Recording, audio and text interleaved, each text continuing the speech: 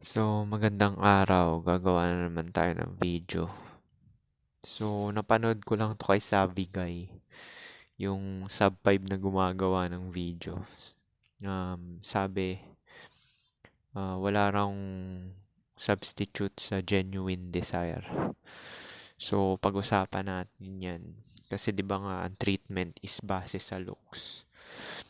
So, meron din tayong tinatawag na mga mugging. Kaya yan yung mga nakikita mo na normie sa normie na nakikita mo sa lipunan natin. Pero yung mga 50 to 70% ng mga lalaki na nasa relasyon na normie yung itsura is mabilis magsawa yung mga babae. Actually, kinakategorize nga nila yan yung mga lalaki. So itong lalaki na to, tool lang to dahil pang fuck body. Genuine desire to dahil pang fuck body. Kaya nga binibreak nila yung rules dyan Kasi parang tanggap na rin naman ng mga babae na hindi talaga nila makukuha yung hypergamy ng both spectrum. Yung pang long term tsaka yung pang short term, which is yung alpha seed, beta needs, alpha fox, beta box. So tanggap na rin ng babae yan, alam din nila yan. Kaya nga sila nagtatrabaho, 'di ba? Para kunwari mabuntis man sila dun sa one night stand ng alpha seed is may trabaho sila. Hindi sila aasa or magmamakaawa dun sa pogi. Sa naman, sa mga beta box naman, yan yung mga normie, 'di ba? Normie sa normie. Normal treatment yan, may exchange ng value or benefits. Pero mas lamang pa rin yung binibigay ng mga lalaki. Tsaka depende rin yan sa priority ng babae tsaka age, 'di ba? Sabi ko nga pag namili sila. 18 to 25 is usually naglilin towards sa mga babae sa maitsura, pogi. So, kahit na anong age ng bracket niyan, basta diyan papasok yung men age like fine wine. Usually yung mga um, yung may edad na lalaki na kuwari nasa 40 na, pinapatulan pa rin ng mga 25, 23 na babae. Basta pumapalag pa rin yung genetic. Pero kung normie-normie, medyo mahihirapan. Mahihirapan yung normie na beta box lang talaga. Yung manliligaw, libre-libre sa labas. Tapos mabilis din palitan kasi nga normie nga lang Depende sa treatment. So kung wala na po-provide yung lalaki na normie is iiwan na lang din siya. So, yung sa mga chad naman or pogi na sinasabi nila is sure, sure na genuine desire yun kasi nga dahil sa looks niya, ang dinidesire niya yung physical na appearance ng lalaki. Pero ganun nga rin, hanggat maaari ito tolerate niya yung mga kashitan ng lalaki na yun.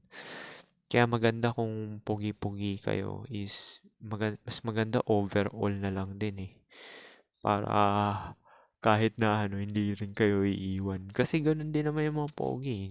Para mag-isa lang din sila kasi nga dahil nga yung iba, hindi ko naman nila lahat na walang trabaho, tapos mga syempre walang long term na papatol na babae doon. Although mabilis lang sa kanila na makipag one night stand dahil nga sa may tsura sila.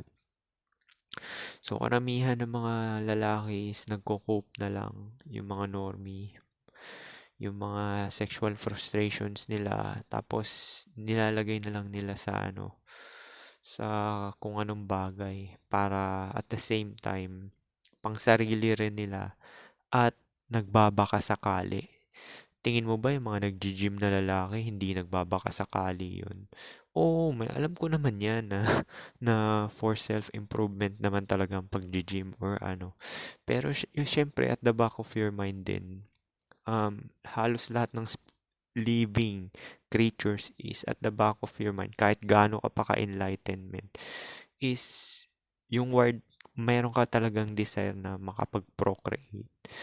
So, yung mga lalaki mahilig gumawa ng mga kanta, music, rapper, yan yung mga nag-a-attain ng success ko, no, materially, tsaka yung sa lifestyle is nagbabaka sakali din yan. Kasi tawag dun is nagko-compensate dahil below sila sa looks.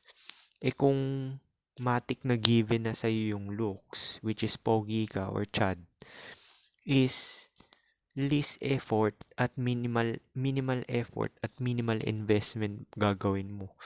Actually, magfo-focus ka lang talaga sa ano mo sa ginagawa mo. Yung iba nga tinatamad pa nga, 'di ba? Yan yung mga pogi na kahit walang trabaho, nandun lang sa bahay, palamunin sa nanay is pinipili pa rin ng babae. Kahit minimal effort, minimal investment sila. Kasi nga, dahil nga sa itsura nila nagustuhan sila nung ano. Yung iba, tingin mo ba normie? Mawala ng trabaho, may magkakagusto? Wala. Kaya, ang proof neto is, lahat din ng success ko na meron akong dalawang success na wala akong trabaho. Dineclare ko wala akong trabaho. Ito, yung ka-LDR ko na naging girlfriend ko ng 3 months. Tapos nung 33 years old ako, 23 rin yung babae. Dineclare ko wala rin akong trabaho. Nag-resign ako, yun sinabi ko. So, pinatulan pa rin ako. So, yun talaga yung na makakawala ka kahit papaano. Kahit short term man yan na wala kang trabaho or pabigat is makakawala ka.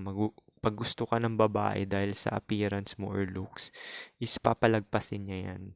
Sa bagay, 18 to 25 sila oh. Tama nga yung sinabi ko, priority nga nila yung looks talaga ng mga bata. 18 to 25. Kasi yan talaga yung nila yan yung pagmamayabang nila sa Instagram, tapos sabay papakita nila sa mga friends nila. Kasi karamihan naman ng mga naging exes ko ganun pinapakita sa mga friends nila Tapos niyayaya nila ako pumunta dun sa kanila, kilalanin yung mga kaibigan nila, ganun. So, yan yung sinasabi ko. So, yung mga normie naman, tsaka below sa looks is, magko-compensate na lang talaga na kailangan nila ng maging rapper, yung ganyan. Although, hindi, sinasabi ko na gusto rin nila yun, pero, at the back of their mind, syempre, nagbabaka sakali din yun na parang si Haring Manggi, di ba? Kung sino-sino na lang mini-message sa FB. Yun, tapos sabay si rin, yung drill sa Pilipinas, nakalimutan ko na pangalan nun Basta yung nagdi-drill na rapper, ganun din yung niya. Nag-hit din ng babae sa FB. Hindi na naman nagkakagusto dun sa dalawang yun. Although si Haring Manggi meron ng anak yun. Pero yun nga, yung ibang hinihit niya sa FB is kahit rapper siya, hindi guarantee na may magkakagusto sa kanya talaga na marami. So at the back of your mind pa rin ng mga tao or lalaki, yung self-improvement is may kasama ng nagbabaka sakali. Kasi nga, wired yung mga tayo as a living creature na mag-procreate. Kasi yun yung DNA na talaga na naka-wired sa bawat nabubuhay dito sa mundo is survival at procreation. So, kung hindi ka man maging successful sa procreation is at least sa iba ka na lang magpo-focus na para mabuhay ka. Actually, parang survival na rin yung pagiging rapper tsaka Kasi nga, kung hindi ka man maging successful sa procreation is meron ka pa rin pera. Tsaka masarap pa rin hindi masarap, healthy pa rin kinakain mo. Tapos may pang-cope ka pa. Actually, halos lahat naman ng trabaho, cope lang din naman talaga yan Lahat ng ginagawa natin dito, cope lang din naman talaga. So, yun nga. Sa mga normie, tsaka below average is, na average looking is ganun talaga na kailangan nila mag-compensate.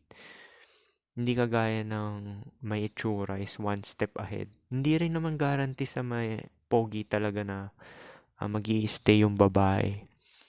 Kasi pagka depend, 'di ba sa napro-provide mo nga yan, oo, napasa mo yung looks threshold ng babae at naging madali sa'yo dahil pogi ka, pero hindi guarantee na tatagal. Kasi usually yung mga pogi ko na nakaibigan dati, hiniwalayan din sila kasi nga mahina kita, minimum wage, tapos yung iba naman walang trabaho. So hindi rin guarantee na talagang mag-i-stay rin yung babae.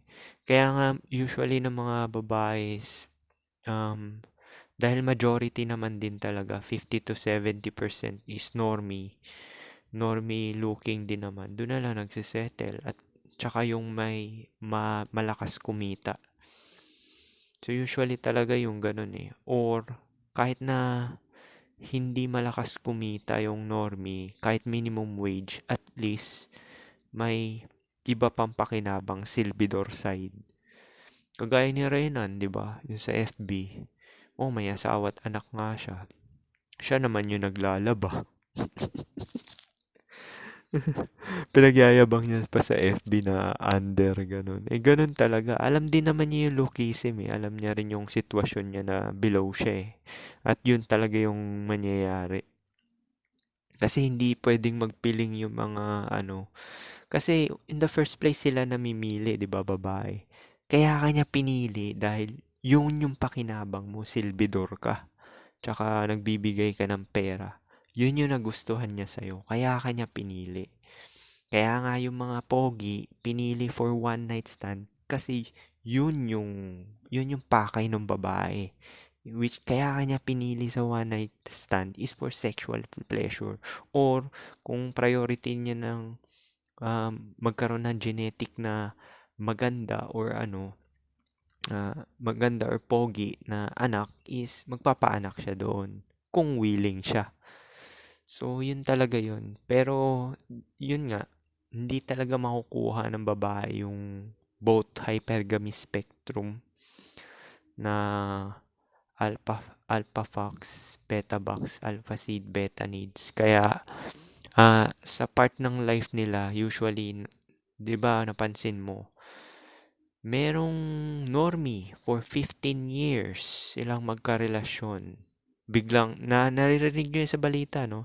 Nasira sa 15 minutes na, na 15 minutes na parausan ng nadali ng tambay. Nangyayari rin yun, di ba?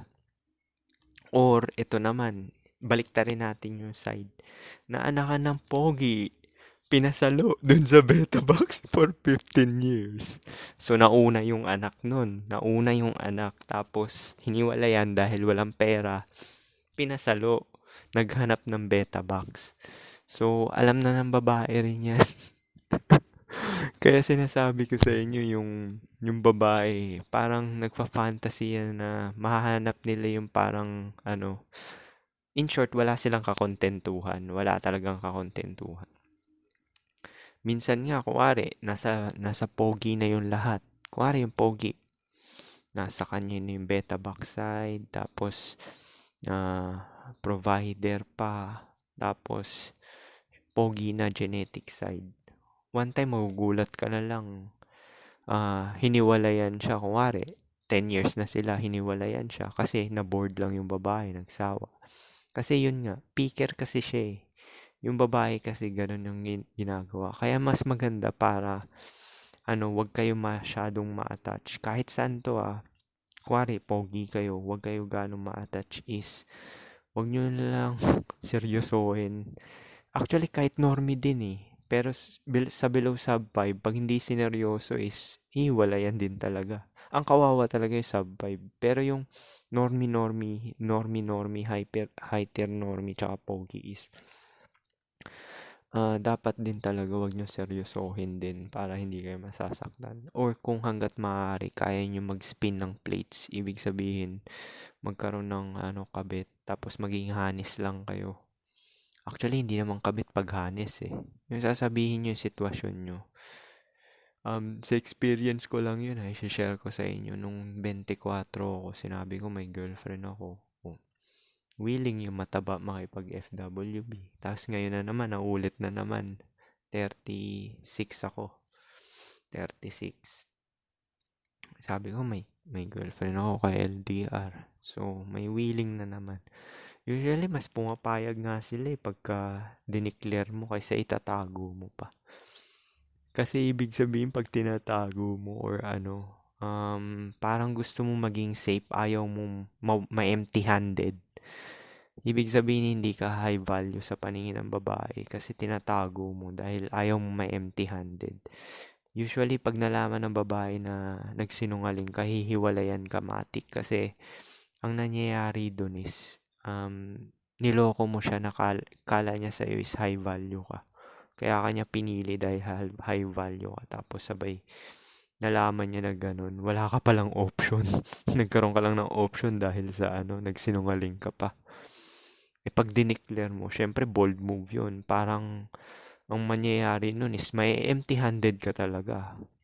Which is ganun din yung perception ko. Sabi, wala akong pake. Hindi naman ako seryoso Na hindi ko, seryoso ako dahil hindi ko seryoso ako sa mga ginagawa ko. Sumama lang sila sa akin. Pero, yun nga, kung sila umalis, okay lang. Be like water nga Be like water, wala kang magagawa. Wala rin naman talagang non-negotiable din naman talaga yan Kung gusto ka talaga, gusto ka Kaya yan yung mga babae na willing kumabit talaga is gusto ka talaga. Kaya nga, yung mga walang substitute sa talaga, sa genuine desire. Kahit pa anong bigay mo ng Lamborghini dyan or kung ano-anong mga bagay panliligaw is hindi rin tatalab yan ng kasi kung ayaw ka ng babae, ayaw ka niya talaga. Kaya mo naman nakikita na pumapatol yung mga ibang babae sa normie is napasa yung looks threshold nun. So, formal treatment pa rin. Tapos, yung pakinabang pa nun na plus added value. Gaya ng pagiging beta box status niya. Or kung ano pa man yan. Kung hindi naman, silbidor. So, ganun talaga yung pag picker kasi talaga sila talaga yung may benefit. Tapos sinasabi rin nila dati. Sinasabi rin ng mga ibang red pillar. Lalaki daw ng relasyon. Sa lalaki yung nagdidikta ng relasyon. Hindi 80% nga ng lalaki, mini-maintain nila yung isa nilang girlfriend Wala nga makaspin ng plates Siguro kung pogi ka talaga, super pogi mo. Tsaka may pang backup ka pa na status is talagang marami kang may spin na plates. Marami kang mahihit na babae. Ako nga, pinakamarami ko, 3 lang. na Tatlo lang yung tapos di pa nagtagal. Usually, hindi nagtatagal talaga So, yan nga yung sinasabi ko sa inyo na na yung attraction ng babae is gusto ka talaga or ayaw ka. Wala yung dadaan sa ligaw. Yung mga nasa friend zone, nagbabaka sakali, parang si Range 99. Nung parang ginawa niya, nagtagmak siya, tapos white knight. Nako, hindi ubra yun. Kung alam niyo yung lookism, hindi kayo nagustuhan ng babae dahil sa looks nyo is wala kang magagawa. Move on ka na lang talaga. Actually, hindi mo nga siseryosohin gaano yung babae pagka alam mo na tong lookism kasi alam mo na yung sitwasyon mo So, sisegue tayo dyan sa dyan sa Have Abby ba yan? Have Abby. So, meron kasi nag-comment na gusto ng mga nene. Malamang, normie yung mukha nun nene yung, ano ba yung mga nene? So, yung nakikita ko yung kasama niya sa music video ng mga babae. Below pa sa looks niya So, obvious naman talaga. Kahit sabi mong bayad niya yung babae na yun, is yun talaga yung sumama sa kanya dahil sa looks niya. Average yung lalaki na yun. Average yun. Kalooks niya si Y Binit, tsaka si Boy Tapang. Magkakahawig silang tatlo, hamburger yung face. Tapos sabay, makikita mo yung mga na-attract na itong mga to, is same lang din talaga. So, below pa rin sa looks nila yung ano, na-attract nila. Kahit sabihin mo na fit dahil niche maxing or anong tawag dito, dahil famous yung lalaki dahil sa kanta niya, is nakita ko yung babae na kasama niya sa music video, ganun din kay Y Binit. Yung ILY, kasama niya si Bugoy ng Koy Koy. Below sa looks nila, below sa looks niya yun, ni Y Binit tsaka ni Hev Abi. Kahit pa sabihin mong bayaran yun, below talaga sa looks nila yun. So, ang hypergamy, totoo yan. So, pagka nakita mo na above yung babae sa looks, is matik yun, silbidor yung lalaki, tsaka beta box pa. Maraming FB influencer na ganyan, nagkaroon ng girlfriend na ano. Actually, si Kong TV, ganun din eh, silbidor din yun, tsaka ano eh. Ngayon, may katulong na kasi, di ba? Yung bago-bago pa lang. Pero yun, kaya siya minessage ni ano, yung babae is gustong-gusto yung ano niya, yung ang nagustuhan ng babae doon dahil nga may tsura yung babae, conceited. Ang nagustuhan niya doon, sub 5 si Kong sub 5 yun. Tingnan mo nga yung chin nun, 'di ba? Ang nagustuhan niya doon yung pakinabang kasi ganun mag-isip yung mga above sa looks eh. Ang pinapriority ng above sa looks na kesyo lalaki pa yan or babae is yung pakinabang nung ano. Usually naman ang nagsisimp is yung mga below sa looks eh. Yung mga below sa looks is yun talaga yung gusto talaga magkaroon ng mga magaganda. Although lahat naman tayo gusto talaga ng maganda or pogi. Pero yun nga, ang mas priority talaga ng below kasi at the back of their mind din is may posibilidad na magkaanak. Oh, syempre kung below kayo, di may nagkaanak, o di talo na talaga. So hanggat maaari yun. Kaya usually mga nagiging submissive is mga below. Kesyo babae pa yan or lalaki. Nagiging submissive sa relasyon. Kasi nga, ang habol nila is genetic talaga. Yung mga normie, sila nagkakaano. Pero, kasi yan yung 70% sa lipunan, di ba? 50 to 70% normie sa normie. Pero lamang pa rin doon yung babae, silbidor pa yung lalaki doon. Di ba nga si Kong minessage siya na ano, kasi lagi daw siya napapatawa ng mga video ni Kong TV. Kaya siya minessage dahil doon yung pakinabang talaga ni Kong. Tsaka alam nung babae na papalag genetic niya. So ginawa niyang beta box yung ano. Si Ai, pinatulan niya yung mukha nga heteronormy pa yung lalaki. Hindi, pero normie lang din yun. Hindi heteronormy yun. Kasi wala naman nag-o-orbit nun. Tsaka kung heteronormy yun, hindi yun papatol sa matanda. Kagaya ko, hindi ako pumapatol sa matanda. Heteronormy ako, ba't ako papatol sa matanda? So, yun. Pumatol siya sa matanda kasi kala niya na, anong tawag dito? Ibebeta back siya nung ni Ai. Nagkabaliktad. Di ba yung pinost ko dyan na, sa community is siya yung bumubuhay ngayon kay Ai ngayon doon.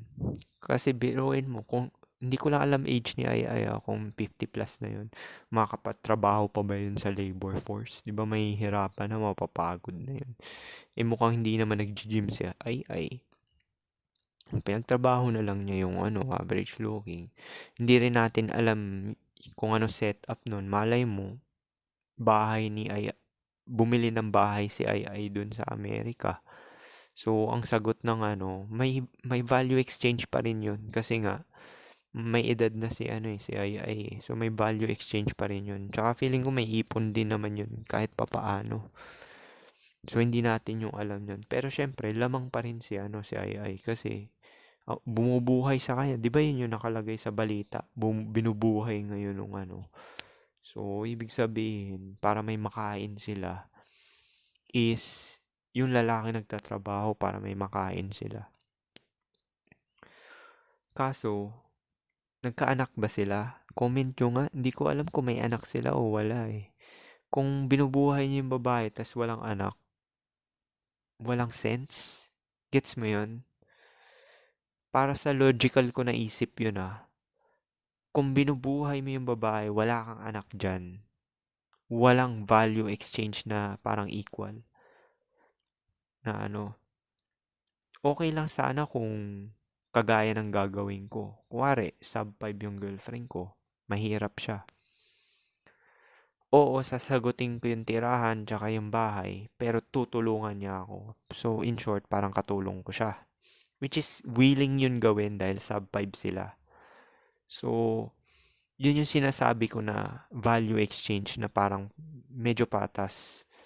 Sa paningin ko ay hindi sa paningin ko, sa logical na isip ko na ano. Kasi tingin ko walang anak si yung lalaki kay ay doon eh. Na ano eh. So parang genetical dead end. 'Di ba yun nga yung sinabi ni Rolo Tomasi, genetical dead end. Parang yung mga pumapatol sa single mother na ano, tapos hindi sila binigyan ng anak. Yun yung mga lalaki na hindi binigyan. Meron namang ibang babae na single mother na nagbibigay ng anak. Pero maliit na percentage yan kung papasa yung itsura nung ano. Or kasi usually naghahanap na yung babae dun sa mga lalaki na ayaw mag-anak. Pag mga single mother is maghahanap yan ng mga single father din, lalaki na ayaw mag-anak, or lalaki na willing na wag magkaanak. Pero kung gusto man niyang mag-anak ng single mother, normie papatulan niya na itsura. Na at least, depende pa rin sa looks ng babae yun, kung above siya or below. Na ano, kung below siya, malamang normie papatulan niya. Pwede siya magkaanak dun. Pero kung higher normie yung babae, higher Becky pala, tapos sa normie, hindi siya mag-aanak dun. So, ano rin talaga, depende rin talaga sa sitwasyon eh.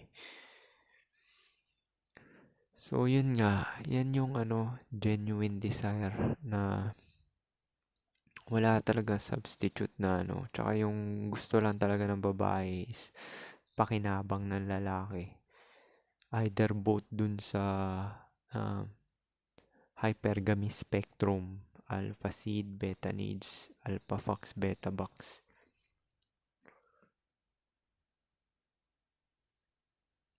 So, paano yun lang, peace?